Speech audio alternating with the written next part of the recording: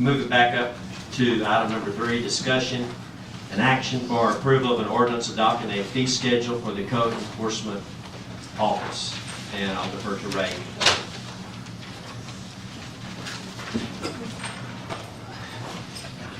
I'm gonna stand up at the podium so I can get out of the way of the missiles. I've given you all, in addition to what you had in your packets, I provided you all with copies of the slide presentation that we're going to look at tonight. Currently, the permits and fees for the code enforcement officer are grossly outdated, as many of you know. The majority of the costs that are being absorbed by the general fund when people do perform construction activities and everything else, because our permits aren't up high enough to equalize that, so we have to pull from the general fund. And what that amounts to is that the taxpayer ends up paying for the construction. This fee schedule was designed to reduce some permits where the costs were grossly high for citizens who tried to get permits for small items in their yards, like sheds and things like that. And it was also, we looked at this to make a gradual increase to prevent what I'm calling sticker shock to people all of a sudden that are paying $25 for permits instead of jumping them up to $200. We're trying to get a balance in there. So the city is still going to have to eat some of it a little bit, but we don't want to just cause a major shock in permits that people won't show up to even get a permit and try to do it without it. We don't want that to happen because that's going to be a safety issue, and we certainly want to avoid that. I present on this fee schedule. You see the slides in front of you. What I've done is pulled some examples to give you an example of what's going on. The current fee is for an electrical permit for we used an ongoing project, 407 Northeast Bernard Street, remodel the basement. It's a commercial building. The current fee we're charging is $35.95.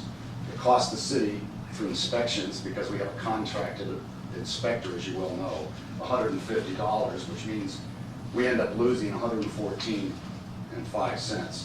What we're proposing is a $123.25 increase on this type of permit, and we will lose $87.30 versus $114.05.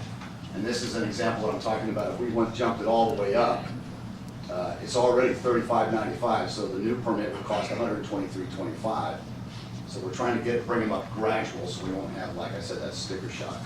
If the person has one re-inspection, I've thrown that on there just for your information. The cost then changes again, because we pay our inspector $75 per inspection. Yes, sir. Are you setting a timeline to gradually increase to that, or? Yeah, what we do is come back to 12 months and increase it again.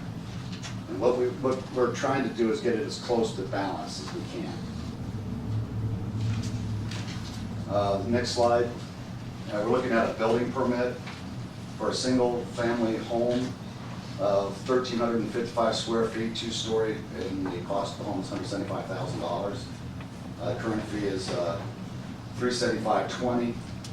That's what it costs the city, and the current gain is 20 cents. What we do is move this up to $437.50, leaving us $62.50 to the good side.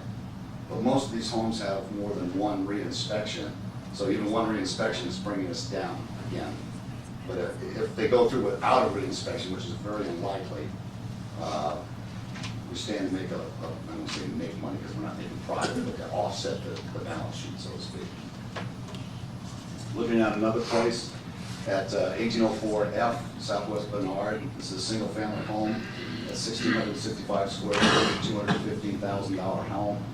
And I won't go through each one, but you can set up a similar way. We'd end up with, because of the size and the cost of the house, it's bigger than square feet and cost. Next slide, taking a look at an electrical permit for new service. Again, right now, this is a project that's already been done recently in the last couple of months. We charged them $23, but it cost the city $150 in inspections. So what we're doing is proposing to bring the fee up to $80 from $23. We're still going to lose some money there, but here again, this is that gradual moving up. The next example is an example of an accessory building a citizen comes in and wants to has to get a permit to put an accessory building in his house, excuse me, in his rear yard. The biggest reason he has to do that is because we're concerned about the setbacks. How far are we from his primary residence? He has to be so far from the side property line and so far from the back property line. Right now, for a 10 by 20, a 200 square foot shed, a citizen would have to pay $75. We think that's a little lopsided. And it's because the original scheduling fees for these type of things, permit fees, were set up based on square footage. So what we've done is for things like this now, somebody comes in, we do 2 inspections. It doesn't require the building inspector to do it. And so it's going to be reduced $50, so it would cost the citizen only $25 for this permit. And that's what I was talking about earlier, about things being lopsided. The next one, what I've done is, this is depicting a construction of a new home, a 2,000 square foot home as an example, depicting all the permits and inspections needed. And current fee totals $637.20, and that includes all the permits that are necessary. And our current loss on that is $337.80. And with our new proposal, if the fee increases for all these permits for a single family home, it would now, we don't have a loss of $45, but an increase up to $1,020 in this particular time. I've also got a couple more slides here that show about some fees that we previously didn't charge or ones that we've increased. Highlight some of the, right now on new developments, all the engineering fees for those developments, that when our EHT comes in and reviews everything and checks everything out, the city is absorbing all that cost. I got together with Chris, who has a lot more experience in this than I do, and as far as what cities are charging for these type of things. And he went through and looked at a bunch of other cities and then took our smaller city into consideration, and he came up with this proposed schedule for these engineering fees. That will be something new that we've never done before. Some developments in the past, they've gone through with one engineering review, and there's no problem. It just had a couple things to tweak. Where we've had one in the past that had to have like 2 or 3 major revisions, and so we were eating that fee every time it comes up. So what we're going to do now is pass that cost on to the developer.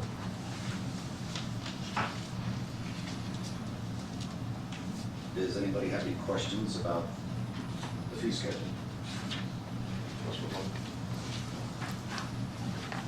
Yeah, my thoughts on Ray is there a way we can just do this where we're breaking even and not, and it's not a moneymaker? But I hate to see it turn into a money-making deal. Because maybe it hurts construction a little bit or something, you know, if we just keep it what our actual cost is, where we're not losing money and expecting other taxpayers to pay for inspections that they're not getting. Well, we can actually, I guess, do that, but what would happen is that we wouldn't be able to figure that out until the house was built. Because if someone needs a re-inspection, we usually give them 1 free re-inspection. So we're always eating that $75 because we give them 1 free re-inspection. If they don't get the work done correctly again, then we go into talking about charging them again. You wouldn't be able to figure out that final cost until the end of the construction. I mean, I guess we could go as far as, if the council desires, we could sit there and charge them the fee, and if they didn't reach that amount, we could refund them. That would be probably the easiest way to do it, versus calculating it as we go along, and at the end then trying to get the money from the developer. But if you get a re-inspection, there's an electrical problem. Okay. Who pays that? The electrical contractor or the general contractor, or who pays that? In the past, when we have re-inspection, we contact the general contractor. I'm not sure who's paying that. Normally, the general contractor will come in and pay the fee, and I don't know if he goes back out to the electrician and gets already absorbs that cost himself. I'm not sure, but he's the one that's contacted, and he usually pays it. Sometimes he'll contact the electrical contractor, an electrical contractor will come and do it, but for most of the time, it's the general contractor will come in and pay for that. We don't have too many. Since I've been here, I think we've had like just a handful of people that went into that second reinspection, you know, so that's a very rare need that happens. Usually it's a first reinspection, which we absorb the cost on that. Okay, Councilman Bryant had a question. What was what's an example of a city possibly gaining financially off of a fee? Because I thought the examples showed a break-even type We increase. tried, there are some of them that show a little bit more, but they're offsetting other things within the fee schedule. In order, you know, I don't think that the way we've sat and worked all these different combinations of things, this is not gonna be a moneymaker for the city. Okay, we're not looking at it to pay somebody's salary with this, you know, or increase any revenue. This is, we try the best to break even so that the taxpayers who are contributing to our general fund end up, you know, paying for their neighbor's house, what we're trying to avoid. I would like to suggest on the ones that you are withholding the slow increases, to go ahead and maximize that, let's go ahead and get it to the break-even point instead of revisiting this in 12 more months. I mean, it looks to me like that's more of a, here we go again, type of we're increasing again, to our ultimate goal is to go ahead and get it to a break-even. On those particular line items, go ahead and get it to the break-even point instead of being in the red. Well, and that would be entirely up to you. I had talked to a couple council and tried to get some feeling from some of the council people, and they was afraid there was going to be a sticker shock, which would prevent people from coming in and getting permits then. And that's what we were trying to avoid, but we certainly can do that right off the bat. Well, I agree, but also agree with what Johnny said too, though, about not hitting the extra items with an increase in, you know, for more than what it costs and possibly reimbursed at the end. I'd like to see that done as well. But that's, you know. Yes, Councilman Jones has a question. Councilman Chris on that, as far as, you know, go ahead, instead of taking loss, I'm not afraid of a sticker shock. I mean, I get sticker shock when I buy a new car because I have a lot of car years or something like that. So, you know, building a house, the only shock is probably somebody like Mr. Rufino who may be buying these things on a regular basis. But I would rather see it up to at least break even, so we don't have to revisit it again at the end of 12 months, and maybe it'll hold good for a couple, 3 years since we're talking about an ordinance as opposed to just a revision of the fee schedule. I can certainly do that if council would like that. Councilman Ramsey. Well, I agree that we need to bring it up to the break-even point rather than revisit it another council or council review it in 12 months and ease it up. Because we just said that in 12 months, we're probably going to raise it again, so we just need to go ahead and resolve it now and let it be. I do like the fact that we do have the new fees, because I was reviewing some of those, because those are some important ones that are up there. The questions from council? I just want to know if the rest of the council agrees about anything that being over the dollar amount that would be given to the city, that we somehow get that reimbursed back to the requester. We could allow them to apply for that rebate. It may be a couple of dollars, it may not be important time to fool with it. Right. It would put a little bit of the onus onto the builder, the contractor, property owner, to be involved in it. You ask them to apply for that rebate. Councilman Ramsey. I agree with our city administrator that it needs to be the responsibility of the contractor or builder to, if they feel that they're under this, to apply for it, because that's another burden putting on our code enforcement, our city secretary, and whoever else is involved, that they've got to keep up with it. So the builder, if they feel like, you know, they're $100 under, and they want their $100 back, there's a form, they request it, submit the receipts, and go from there. Any other comments from council at this time? I would go to the audience at this time on item number 3 about ordinance adopting a fee schedule for code enforcement office. Anyone in the audience like to come up and make a comment? Ma'am, you need to come to the podium. State your name and address.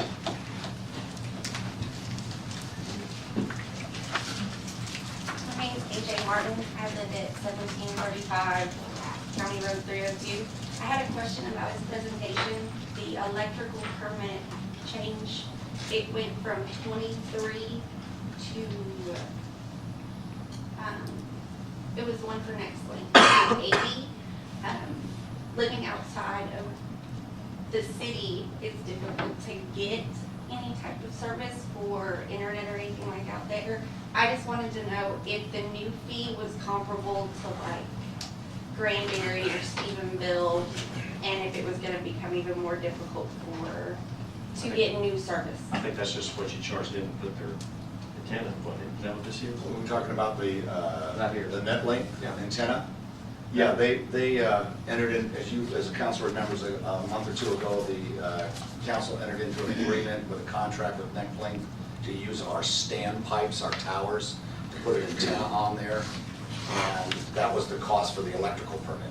That's it. So it's not for It the would, customer. it would affect you. No, it's a one-time thing for, Yeah. make sure they hooked up the electricity correctly. Thank you. You're welcome. Anybody else have like comment? Yes, come to the podium, please state your name and address. My name's Anthony Ruffino. I live at 215 Camelot. I'm a local home builder in town and developer. And I was going to ask the city council if they considered getting a full-time inspector as opposed to paying all the different fees each time we have to come out for inspection or re-inspection. If that would make, because I know there's a lot more activity than there's been in the past several years. I didn't know if it would be worth it or not. That's not really something on the agenda, but something certainly could be. But it could make a big difference if you get a lot of activity, then you could actually justify something. I don't know what the break-even point is. We certainly very interested in keeping our costs down. You have a comment? So we could get together with Ray, and we could determine, really looking at the number of permits being applied for, especially the one that requires the building contractor, or the building inspector to come in. We can see where we are with it, bring that back to the council at the next meeting. Inspection might get real high if we hire somebody.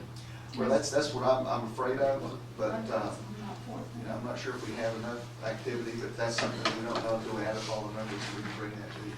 And it might show just that. Okay. Thank you, Anthony. Anyone in the audience, else in the audience like to come and comment on item number 3? Discussion action on the approval of an ordinance adopting a fee schedule. I would assume then we'd need to possibly postpone this to next month to get the numbers. I don't know, I'd like to see the numbers myself, all the different numbers before we approve it. I agree.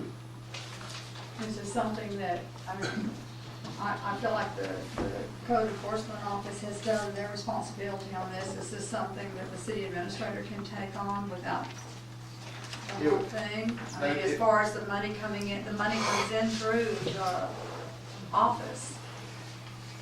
I think it'd be very necessary for me to at least spend some time talking with the code enforcement staff, you know, to make sure that all of the different areas are covered. I don't think it's going to take that much time. They've got the background and the foundation laid, but I think it would be something I would absolutely need to speak with them about, including.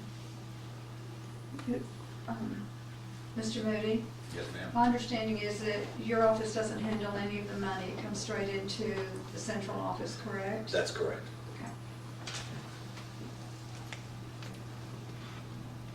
Okay, and I assume we would just postpone item number 3 till The next regular meeting? next regular meeting on June 8th.